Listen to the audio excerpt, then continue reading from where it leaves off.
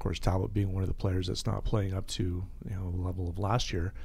And of course, today we discover he's now on the injured reserve list for at least 2 weeks, so he'll miss a clutch of games here. And has he been playing with an injury for the last few games?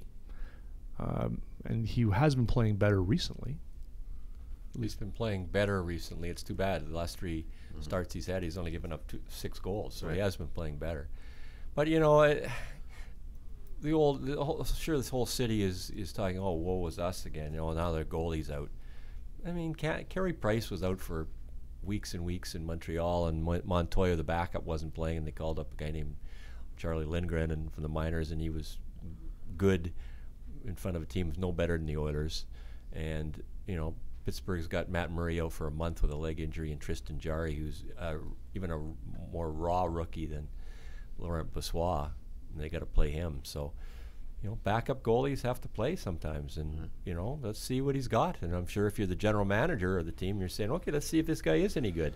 And if he's not any good, well, we better find an older backup in case Cam gets hurt again, rather than a young backup. And if you're Laurent Brossoit, you're probably saying to yourself, okay, don't screw this up, because normally he'd be playing every 4th or 5th game, but now he's going to have to play, maybe half a dozen games in a row, and this is his chance. The backups don't get much chance, and Cam Talbot got it in New York when Lundqvist got hurt, and he was able to play for 2 months, and he worked that to get to the Edmonton Oilers.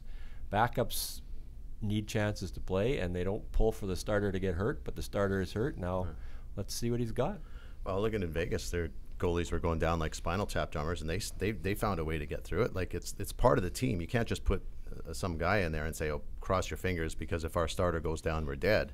It's a position, and it has to be a solid guy in that position. And if they're sitting there with Laurent Brossoit and they're still not sure what he's about, that's on them. That's on the organization. Like, you should have given him more games last year. You should have found out exactly what you had, and if he's good enough, then fine, it's no big deal. And if he's not good enough, get somebody who is. But for him to be a question mark this far along in the evolution, that's on the Oilers. And if he's not good enough, they should have known it, and they should have somebody in there who can carry the load. And we're going to find out the answers to all those questions, because McClellan's hands are tied. He can't just ride Talbot 72, 73 games a year now. He's going to have to see what they've got. So, this question's about to get answered.